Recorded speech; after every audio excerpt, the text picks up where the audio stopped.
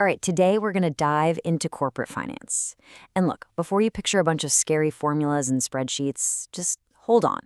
Think of it more like the ultimate playbook for any business. It's the language that tells you not just if you're winning or losing, but exactly how to win the game. So, to really get a handle on this, we're not going to start with some dry academic definition. No, we're going to start where every single business leader starts, smack in the middle of all the daily chaos.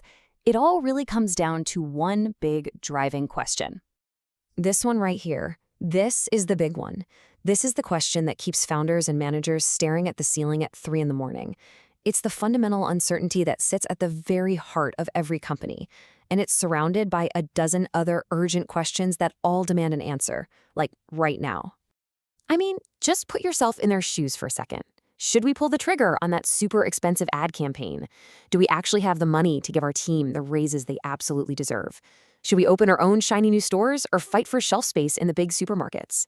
And maybe the biggest question of all, where is the cash for any of this going to come from?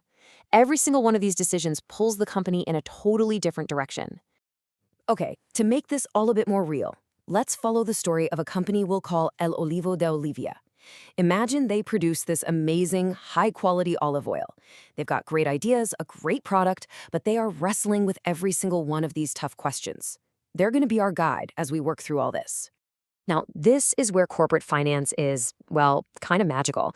It gives us a way to cut right through all of that noise.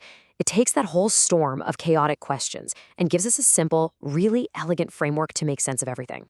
See, it turns out that every single financial choice a company has to make, from buying a new laptop to buying a whole other company, can be neatly sorted into one of just two buckets. This is the first big step toward getting some clarity. And this is just perfect. It lays out the two sides of the coin. On one side, you've got the investment decision. Basically, what are we going to spend money on? For our friend Olivia, that's deciding between, say, new bottling equipment or opening a fancy flagship store. It's all about using money. Then on the other side, you've got the financing decision. This is all about where do we get the money? Is Olivia going to take out a bank loan or use the cash the company already has in the bank? It's about sourcing the money. Okay, so we've got our two big types of decisions, investing and financing. But why? What's the whole point? What's the ultimate objective we're trying to hit with all of this? Every single marketing campaign El Olivo de Olivia runs, every loan they think about taking, every single choice is all pushing toward one single, incredibly powerful goal. And it's this: to create value. Yep, that's it. That is the entire game.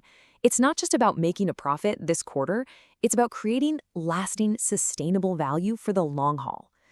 But, of course, that leads to an even bigger question. How on earth do you know if a decision is actually creating value or if you're just burning through cash? So how do we measure it? Well, this is where finance gives us this beautifully simple rule that really governs all value creation. It's a clear benchmark we can hold every single decision up against. And this is absolutely key. It is not enough to just be profitable. You only create value when the return you're getting from your investments is higher than what it costs you to get that money in the first place. I mean, if Olivia goes and gets a loan with 5% interest, you better believe she needs to invest it in something that's going to make her more than 5%. That right there is the difference between just making money and actually building real wealth. And here it is. This is the secret sauce. Finance has a little formula for this golden rule, and it looks like this. ROIC has to be greater than WACC. Now, don't let the acronyms freak you out. Just think of it like this.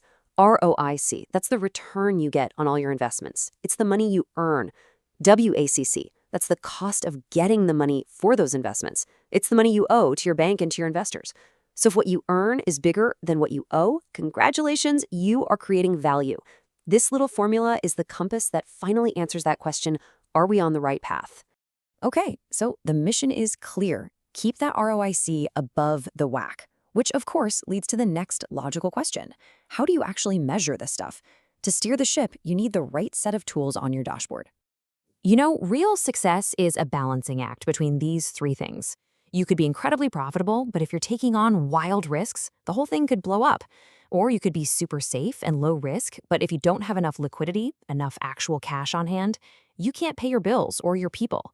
It's a constant trade-off, and great financial management is all about mastering that balance. And where does all this information come together? In your core financial statements. A huge one is the balance sheet. As you can see, it gives you this perfect snapshot of a company's financial health at one moment in time: what it owns, what it owes, and what's left over. It is the ultimate scoreboard that tells you exactly how you're doing in this game of creating value. And that brings us full circle. We started with this tangled mess of confusing, stressful questions, and now we can see that corporate finance isn't just some abstract theory, it's a practical toolkit. It gives you the language, the logic, and the clear rules you need to navigate all that chaos and make smarter decisions again and again. And that really brings us back to where we started, with El Olivo de Oliva. Knowing what you know now about investing, about financing, and about that fundamental rule of value creation, what would you do? If you were advising them, what specific moves would you tell them to make sure their return is always, always greater than their cost?